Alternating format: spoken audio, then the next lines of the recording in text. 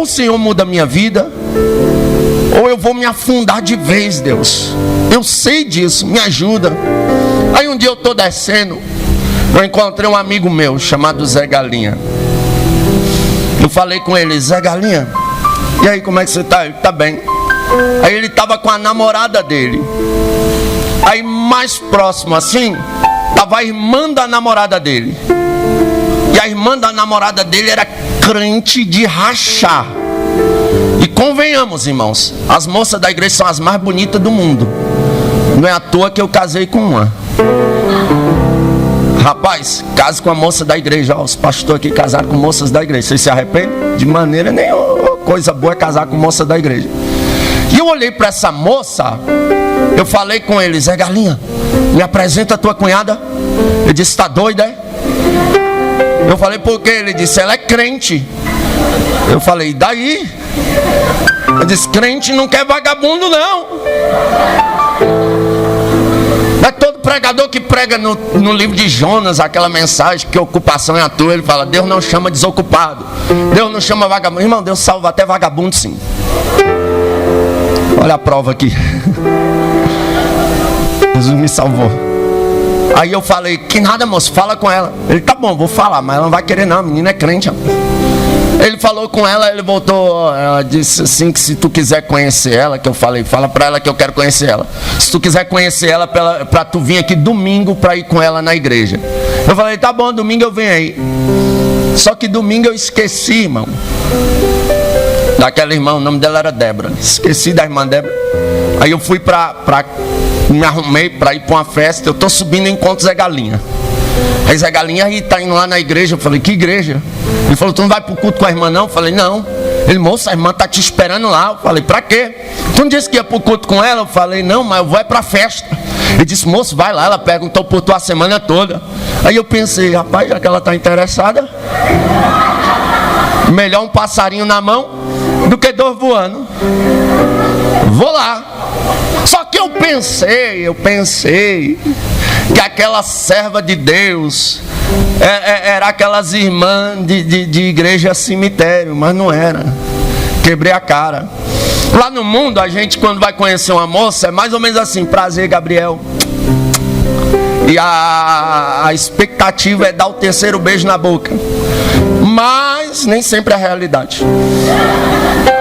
E eu falei: eu não vou tentar dar o 3º beijo na boca da irmã, né? Mas pelo menos 3 beijinhos eu dou nela. Só que a postura de crente dela, a postura de serva de Deus dela, me colocou no meu lugar. Quando eu cheguei perto dela, que eu olhei assim, eu falei: oi. Ela falou: vamos? Eu: vamos. Aí, irmão, ela começou a falar de Jesus para mim. E esse nome faz um efeito extraordinário. Ela começou a falar de Jesus e ela foi falando, e o meu coração queimando. Quando eu cheguei na porta da igreja, eu não resisti, a lágrima desceu. Eu virei pro lado, ela disse: o que foi? Eu falei: nada. Eu nem prestei atenção no culto direito. Eu fui para casa e ela falando de Jesus para mim. Eu pensando: o que é que aquela moça tinha, que quando ela falava dava vontade de chorar? Eu não entendo isso. Hoje eu entendo. Ela era cheia do Espírito Santo de Deus. Fui para casa. Eu morava na favela do Mingau, ali no Penorte, na Ceilândia. E a minha rua lá era a Rua 10. A Rua 10 era uma rua que o lado dela era todo esburacado. E a outra saída era um bequinho. E a polícia tinha dificuldade de entrar lá. Só em situação urgente mesmo para entrar lá. Aí, o que acontece? Ali era o ponto 7. Em frente à minha casa era uma boca de fumo na época. Os meninos ficavam vendendo droga ali com arma. Era uma bagunça total ali. E eu perdido ali no meio. Quando foi na segunda-feira seguinte, 6 horas da tarde, entra aquela menina na favela. Eu lembro até hoje a roupa dela: uma blusinha rosa, uma saia verde, ou vice-versa, uma sandalinha havaiana, uma biblinha na mão, crente de rachar. E ela vem vindo. Eu tô lá na roda dos maloqueiros lá. Ela falou: Gabriel, vem cá. Eu fui. Aí ela disse assim: eu vim te chamar para ir pro culto. Eu falei, hoje é segunda-feira, tem culto? Ela, sim, tem culto de oração, e eu queria tanto que você fosse. Aí eu falei, tá bom. Eu fiquei sem graça, a menina foi lá, tudo bem. Fui pro culto com ela, oraram por mim. Quando foi no outro dia, 6 horas da tarde, irmã Débora entra na favela de novo. Aí os maloqueiros lá, rapaz, Morena tá interessada, hein? Vai virar pastor. Pelo menos nisso eu acho que ele estava certo. Eu falei, para de graça. Aí ela chegou, eu fui, encostei na parede lá de casa, eu morava no barraquinho de madeira. E quem é uma mãe que tem um filho nas drogas, ela não dorme enquanto o filho não chega em casa. Está sempre esperando uma notícia que o filho foi baleado, o filho foi preso. Alguma coisa ruim ela está esperando, porque quem vive afundado no mundo do crime é desse jeito, e as mães é que sofrem e choram. E eu estou ali, a janela do meu barraco estava fechada, e eu nem sonhava que minha mãe estava do outro lado do madeirite. E irmã Débora falou, olha, eu vim te chamar para ir para a igreja. Eu falei, irmã Débora, hoje eu não vou não. Ela disse, por quê? Eu falei, é porque hoje eu não tenho roupa para ir para o culto. Minha mãe gritou, arruma uma roupa para ele já. Eu entrei lá dentro e falei, mãe, ela vai logo pro culto, menino. Eu me arrumei e fui. Aí, quando terminou, a irmã Débora falou, olha, Gabriel, amanhã é culto de libertação. E detalhe, eu questionei o culto de terça. Eu falei, culto terça também, ela é culto de ensino da palavra. Eu queria tanto que você ouvisse a palavra. Aí ela falou, amanhã é culto de libertação. Você vai? Eu disse, vou. Ela disse, você vai, mais ou menos assim, você vai. Eu disse, vou. Ela, olha, eu não sei vocês aí do mundo, mas a gente que é crente, o nosso palavreado é sim, sim, não, não. O que passa disso é procedência maligna. Posso contar com tua presença lá? Eu não vou vir te buscar não. Eu falei, pode. Aí na quarta-feira eu fui ao culto. A irmã Débora nem falou comigo direito na quarta-feira. Eu pensei, me livrei da irmã Débora. Fui para casa. Só que quinta-feira, 6 horas da tarde, entra na favela de novo irmã Débora. Aí a maloqueiragem ficou doida. Ei, vai dar casamento, vai virar pastor mesmo. Eu falei, para. Aí ela me chamou. Aí eu olhei, não me aproximei muito de casa, para minha mãe não falar nada. Falei, vem cá. Hoje não dá não, irmã Débora. Ela, por quê? Eu falei, nossa, tem culto lá todo dia. Ela disse, ó, dia de quinta não tem culto, mas tem um pregador de fora que está dando um estudo sobre o Apocalipse. Tá tão interessante, eu queria tanto que você fosse. Eu falei, irmã Débora, não me leva a mal não, mas hoje realmente não dá para mim ir. Ela disse, por quê? Eu falei, porque o meu perfume acabou. E eu não vou, né, com mau cheiro pro culto. Ela, muito educada, falou, não, tudo bem.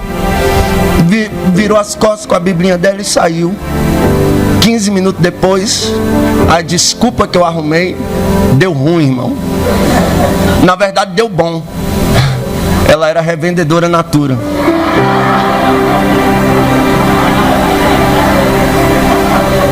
A irmã Débora entra com um presentinho na mão, embrulhado da Natura. Foi pra maloqueiragem pirar de vez.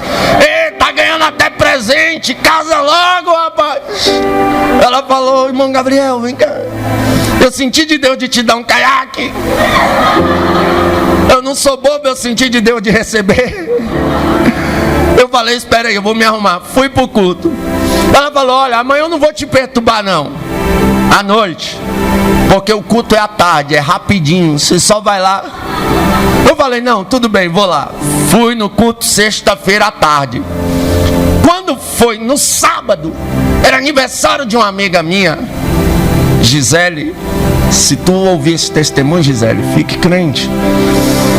Aniversário da minha amiga Gisele. E era 14 de janeiro de 2006. Aí eu pensei, hoje ela não pode me achar não. Hoje é o aniversário da Gisele, eu tenho que ir. Deu 5 horas da tarde, eu me arrumei, ó, sumi da favela. Aí fui para esse aniversário da Gisele. Confesso aos irmãos, não gosto do meu passado, eu não falo do meu passado com alegria não. Para mim é uma tristeza os dias que eu vivi fora da presença de Deus. E naquela festa eu usei muita droga, muita maconha, muita cocaína, muita coisa ruim ali, me droguei bastante. Dancei bastante a noite toda, rapzão pesado. Quando foi 6 horas da manhã, ainda sob efeito de droga, eu e Zé Galinha estamos voltando para casa. Eu fugi da irmã Débora, mas não dava mais para fugir do que ela tinha pregado para mim. Eu fiquei pensando ali sobre o efeito de droga, isso não é vida para mim não. Eu baixei a cabeça assim, o Zé Galinha olhou, o que foi? Eu falei, nada não. Aí ele olhou assim, eu meio triste, sabe? Ele falou, que lombra é essa, rapaz? Eu falei, não é lombra não. Aí eu peguei e joguei o cigarro fora. Ele falou, vixe, tá doidão. Eu falei, não tô doidão não.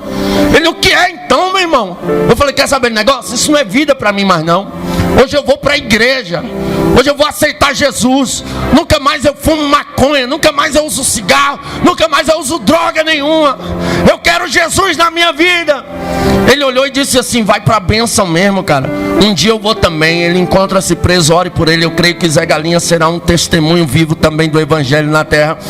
Aleluias. Aí aquele dia a história inverteu. Naquele domingo, 6 horas da tarde, eu cheguei na casa da irmã Débora. Irmã Débora, me leva para a igreja. Eu preciso aceitar a Jesus como meu único e suficiente Salvador hoje, senão não faço mais isso. Aí eu fui para a igreja, aleluia. Chego lá, acabou a luz, não teve pregação, terminaram o culto, quase que eu não aceito a Jesus. Eu falei, olha, diga à liderança lá que eu preciso aceitar a Jesus. Eu não posso sair daqui sem aceitar a Jesus. Aleluia, eu aceitei a Jesus como único e suficiente Salvador da minha vida. E sabe uma das coisas que me chama a atenção? É porque as casas do oleiro que foram transformadas em cemitério Jair, para atrair jovens, eles usam de métodos carnais. Tem que imitar o mundo, é rap gospel, baladeira gospel, funk gospel, boatizando a igreja. E irmã Débora não usou de métodos carnais para me ganhar. Ela me chamou o primeiro dia, aleluia, para ouvir a palavra, segundo dia para oração, terceiro dia palavra de novo, aleluia, quarto dia libertação. E assim foi, não precisou de imitar o mundo para me atrair. Aí eu olhei para a irmã Débora assim, quando eu aceitei a Jesus, falei para ela assim, olha irmã Débora, tá vendo meu boné, a barreta? Sim, não deixe de usar não. Ela, tudo bem. Falei, meus cordão de prata, não deixe de usar não. Não, tranquilo. Meus bermudão da Ciclone, não deixe de usar não. Ela, tudo bem. Eu falei, tem mais, eu gosto de ouvir Racionais, Facção Central, e eu não vou parar de ouvir não. Ela disse, não, tudo bem. Só que a gente fala assim, mas a gente sabe que está errado. Aí eu olhei para ela e falei, e pode ser crente fazendo tudo isso? Ela disse, o meu dever era te ganhar para Jesus. Agora se tu se converteu de verdade, Ele vai arrancar tudo isso aí de você sem você sentir falta. Sabe por quê? Porque é o oleiro que forma a gente. O pregador só prega, o pastor ensina, mas é o oleiro que muda, é o oleiro que molda, é o oleiro que põe no fogo. Alabaia, séria. É o oleiro que dá forma ao vaso. Aí, olha só o que eu passei. Eu ganhei uma calça social, minha mãe. Ela achou um sapato no lixo, ela veio me dizer esses dias. Sapato social no lixo? Você ri porque não foi você, né? Aí eu, usava essa calça, esse sapato para ir pro culto. Chegava, eu botava para lavar. Aí um dia eu saí em 2006, irmão. Em 2006 os crentes eram quadrados demais. Mais quadrado que os crentes são dados. Só que eu prefiro a geração mais quadrada, irmão, do que essa liberal demais aí. Aí eu saí na rua e encontrei um crente.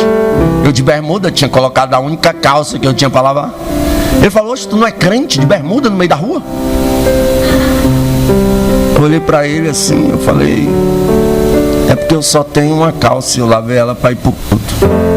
Ele, tá, mas crente não pode andar de bermuda não, tá? Eu fui para casa, eu falei, Deus, eu só tenho uma calça. Aí eu peguei e toquei fogo nas minhas bermudas tudinho. E me arrependi. Eu falei, e agora eu vou usar o quê? Mas Deus teve misericórdia. Minha mãe tinha ido na minha tia, ela mandou 2 calças para mim. Aí tal, peguei meu sonzinho, botei um Racionaizão altão lá. E a vizinha da minha frente, irmão, mais atribulada que ela, só ela. O som deles era para estrondar. Na hora que eu botei o Racionaizão lá,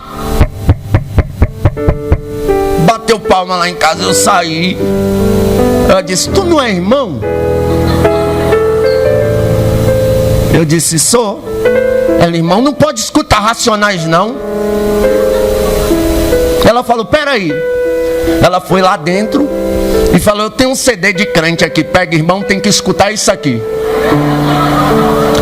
Aí ela me deu um CD e foi de Deus aquele CD, irmão. A primeira canção do CD, alguém conhece? Já está neste lugar a unção que vai te abençoar. Quando começou aquele refrão, eu pense na unção, veja a unção, pregue na unção, louve na unção, viva na unção, ande na unção, sinta a unção, cheio da unção, sinta a unção que acaba de chegar, está caindo como chuva, está enchendo. Eita, irmão, eu já fiquei. Aí foi passando as músicas pra frente, já na alva luz do dia raiar. Aí quando chegou lá nas últimas, lá, irmão, foi aquela que foi pra aquecer mesmo o pregador. 500 graus de puro fogo santo e poder pra fazer enfermidade. Aí eu peguei gosto pelas coisas de Deus. Aleluia, parei de usar aleluias. Eu tinha falado pra ela, olha, não vem com paletó pra cima de mim não, que eu nunca vou usar um paletó. 15 dias eu fui no bazar, comprei um paletó cinza. Um vizinho meu que morava do lado da irmã da mulher que me deu o CD, me deu uma blusa social azul escuro. E não sei quem foi que me deu uma gravata amarela. Aí pense, culto à tarde, a maloqueiragem lá na frente. Eu me arrumei para ir pro culto. Sapatão achado no lixo, calça preta, blusa azul escuro, gravata amarela e o paletózão cinza que eu tenho até hoje. Esse paletó não dou para ninguém. Saí querendo ser o pastorzão. Quando eu saí assim, os caras me olharam assim. Oxe, maluco, tá parecendo o Mr. Bean. Falei, tá repreendido, rapaz. Um olhou e disse, para roubar agora tem que usar terno. Eu falei, para, moço, deixa eu ir adorar o meu Deus. Cheguei na igreja, daquele jeito, gravatona amarela, blusa azul, parecendo um doido, mas eu tava feliz demais, porque eu entrei na casa do oleiro e ele me fez um vaso. Veio uma senhora daquelas assembleianas do coque machano, aleluia. Ela disse, assim diz o Senhor, da onde eu te arranquei, só eu para te arrancar.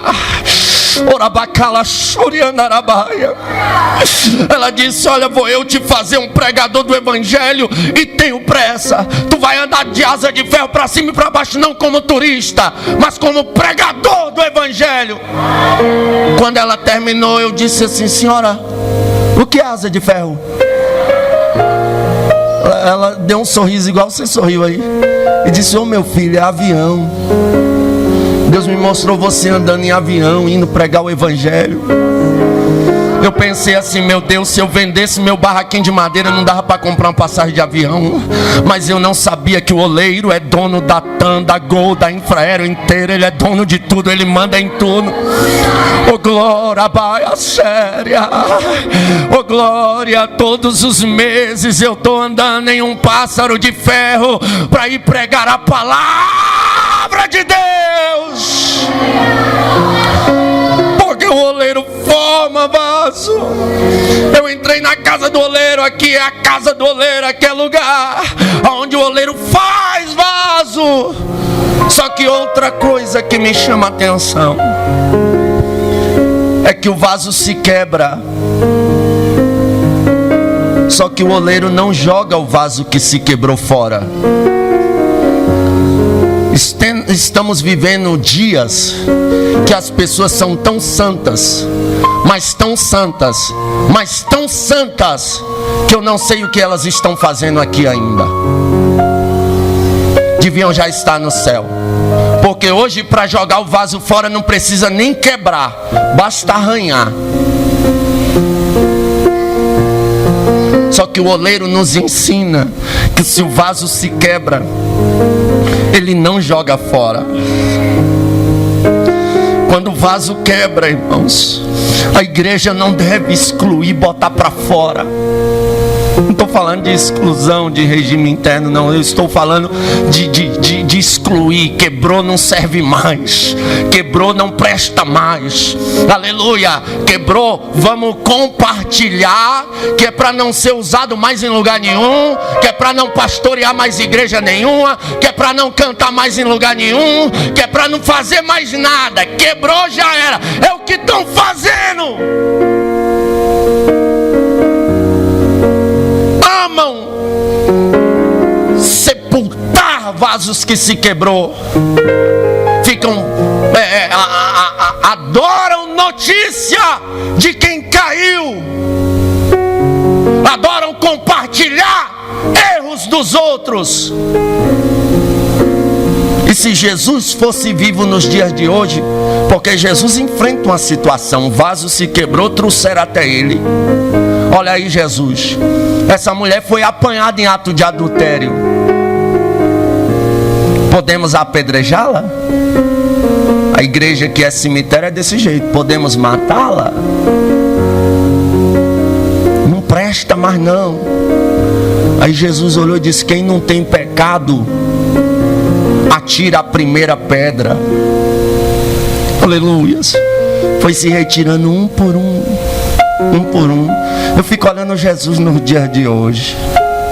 Ele diria para muita gente: quem não tiver pecado, seja o primeiro a compartilhar a notícia de quem errou. Muita gente ia tirar o dedinho da internet, porque a moda hoje é compartilhar erro dos outros, compartilhar escândalos.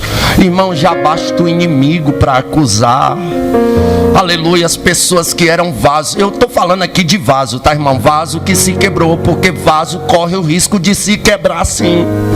Eu estou falando aqui de vaso, eu não estou falando de mercenário, não estou falando de pilantras da fé, não estou falando de gente que troca de esposa como troca de roupa, que já perdeu o caráter faz tempo, de gente que pede oferta dizendo que é para missões e vai gastar com só Deus sabe o que. Não estou falando desse tipo de pessoa sem temor de Deus, não. Eu estou falando de gente séria, que tem caráter, que fez a obra de Deus, que deu sangue pela obra, mas alguma circunstância da vida fez com que ele se quebrasse. E o que eu faço, pregador? Faça como o oleiro faria. Estenda a mão, refaça de novo. Aleluia. Eu vou liberar uma palavra profética. Os vasos que se quebraram, o oleiro não vai jogar fora. Ele vai fazer de novo.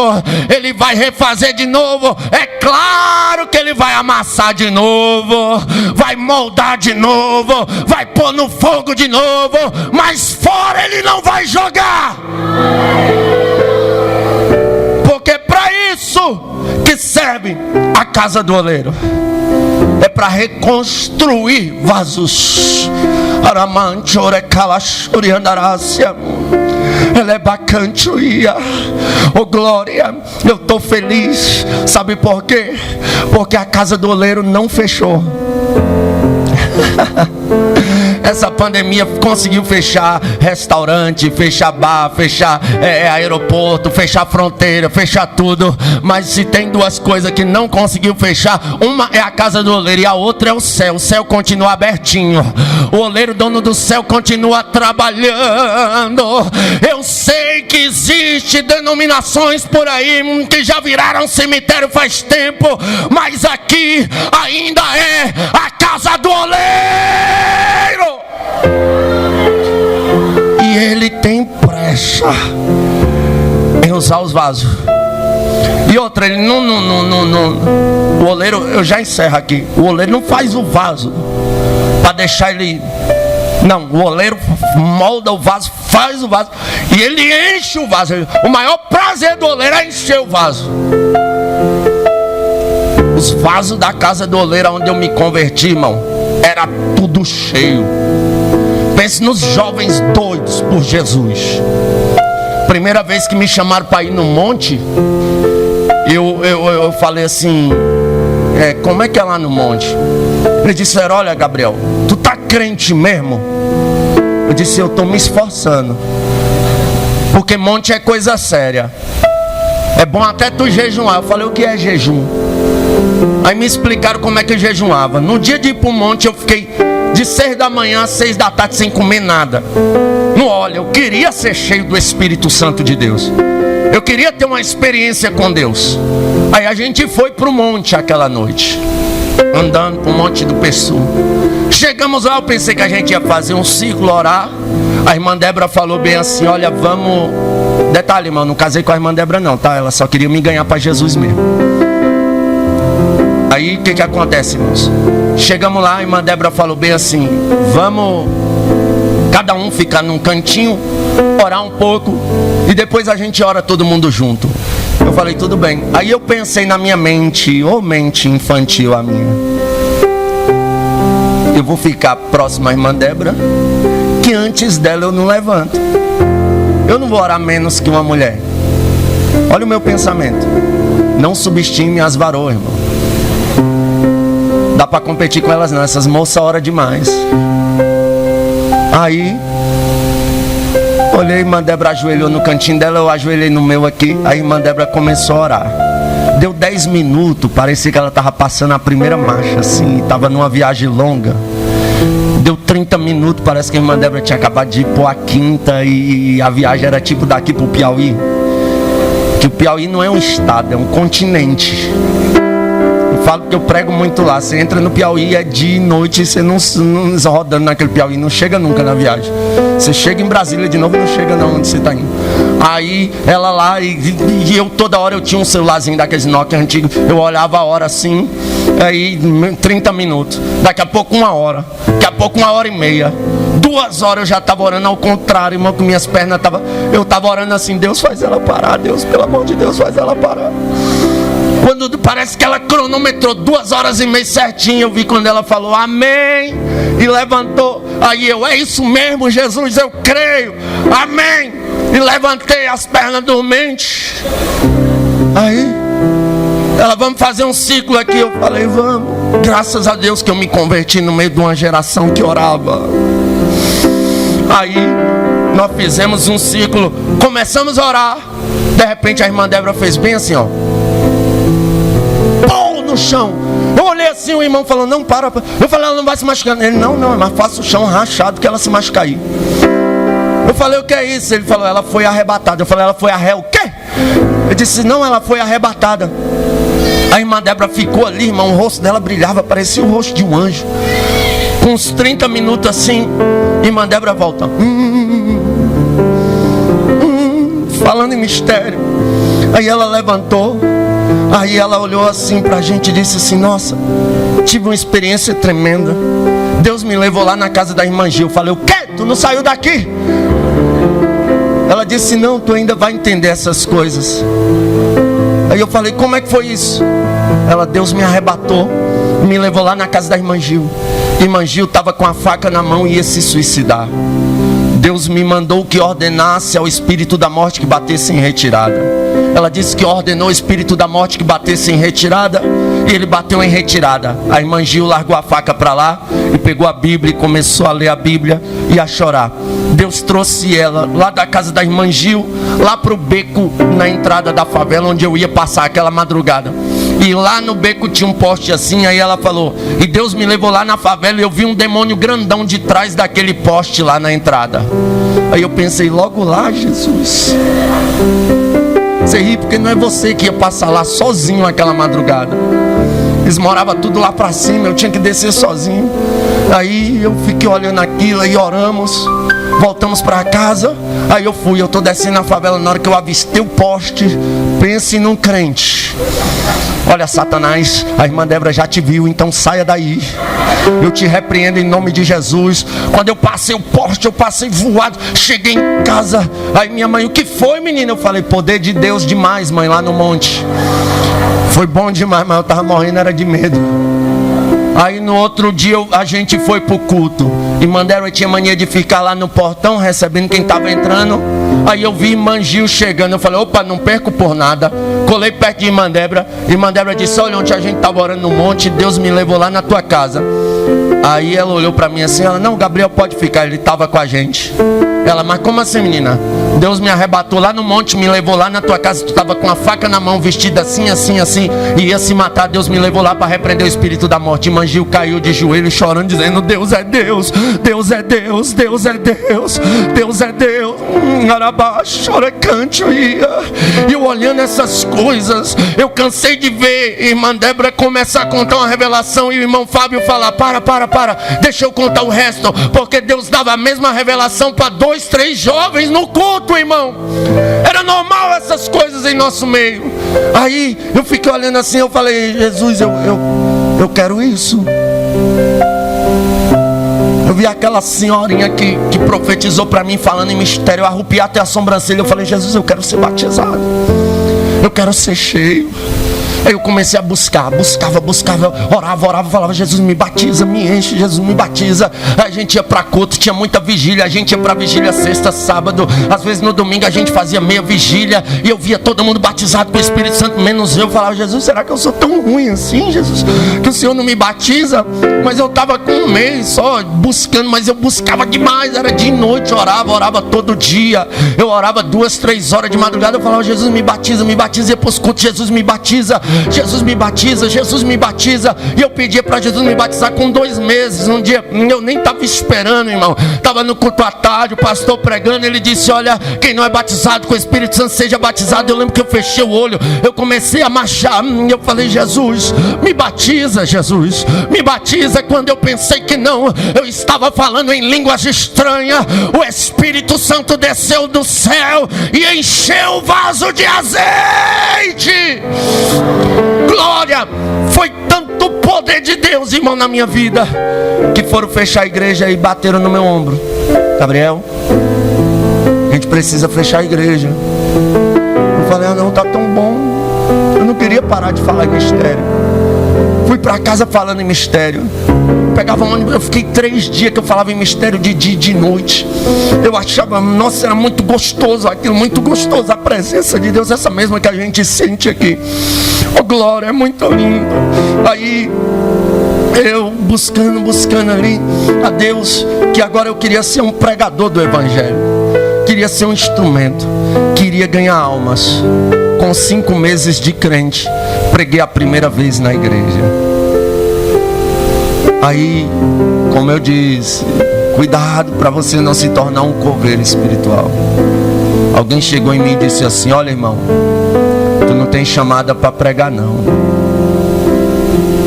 procura outra coisa para fazer na igreja.